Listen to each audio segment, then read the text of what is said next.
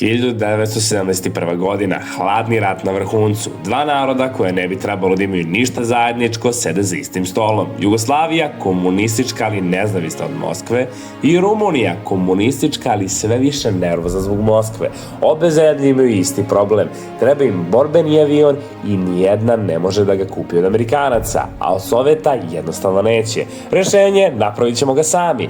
Tako počinje priča o Orlu, jednom jurišnom avionu koji su dve komunističke države napravile zajedno i koji je stvarno leteo, stvarno se borio i stvarno ostavio trag. Da razumemo zašto je uopšte ovaj avion nastao, moramo razumeti poziciju Jugoslavije u tom trenutku. Tito je 1948. godine Staljinu otvoreno rekao ne. Jugoslavija neće biti sovjetski satelit i Staljin je bio siguran da će Tito vrlo ubrzo pasti. Tito nije pao i od tog trenutka Jugoslavija je bila nešto što nije postojalo nigde na svetu.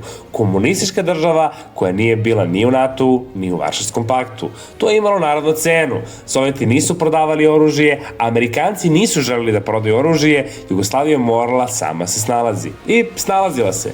Soko fabriku u Mostaru je već pravila avione, školske, lake, ali JNA je htjela nešto ozbiljnije. Jurišni avion koji može da nosi oružje, leti brzo i bori se na nebu.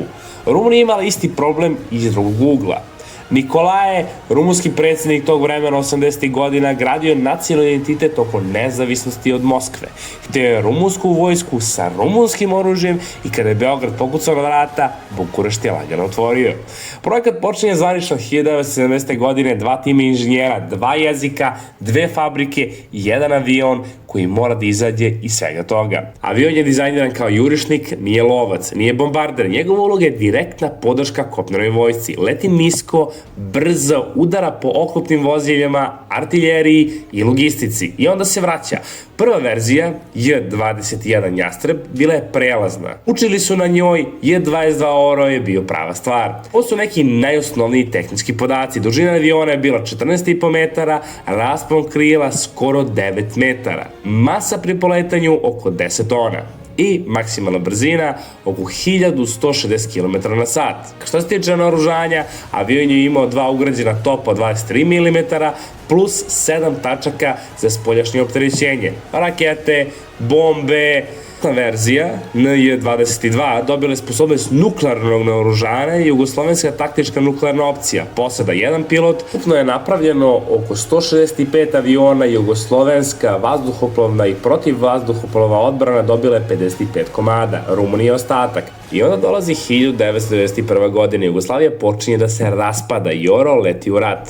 JNA koristi J-22 u operacijama nad Slovenijom, kratko jer je rat tamo trajao svega 10 dana, ali Hrvatska je druga priča.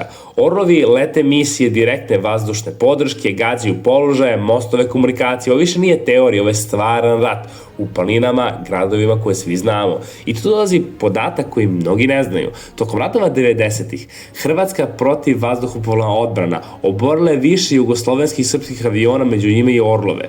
Tačni podaci su i danas delimično sporni. Posle ratova Srbija nasleđuje deo flote posle raspada. Vazduhoplovstvo Srbije i Crne Gore operiše sa J-22 sve do 2000-ih. Posle bombardovanja 1999. godine, gde su i oni pogođeni na zemlju. Rumunija drži u službi nešto duže, ali kako NATO integracija napreduje, Rumunija počinje da ih povlači. Avion projektovan da leti u Varšavskom paktu i van njega više nema smisla u novoj geopolitičkoj slici. Poslednji Orovi poručili su iz aktivne službe početkom 2000-ih.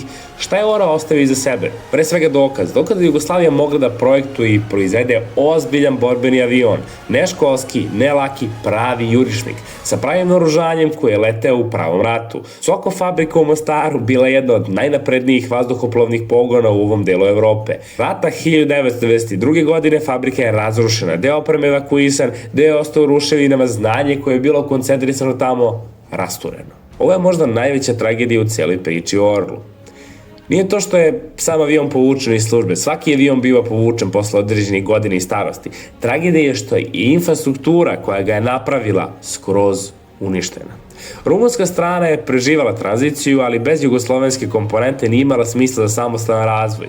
Ima jedna stvar koja se retko pominje kada se priča o Orlu. Ovaj avion je nastao kao politički čin, jednako koliko kao i vojni. Bio je poruka svima, i Moskvi i Vašingtonu, da postoji treći put. Da male države mogu da se naoružaju bez dozvole supersila, da inženjeri u Mostaru i Bukureštu mogu da sede zajedno i naprave nešto što leti. A poruka je bila jasna 1974. godine kada je avion poleteo prvi put i ostala je jasna sve do trenutka kada su fabrike koje su ga napravile prestale da postoje. Il-22 Oro, načinjen u Mostaru, načinjen u Bukureštu, leteo pod zastavom koje danas više ne postoje i danas stoji u muzejima, hangarima kao podsjetnik na vreme kada smo još uvek verovali da možemo sami. Subscribe se na kanal za još interesantnih videa i ostavi komentar.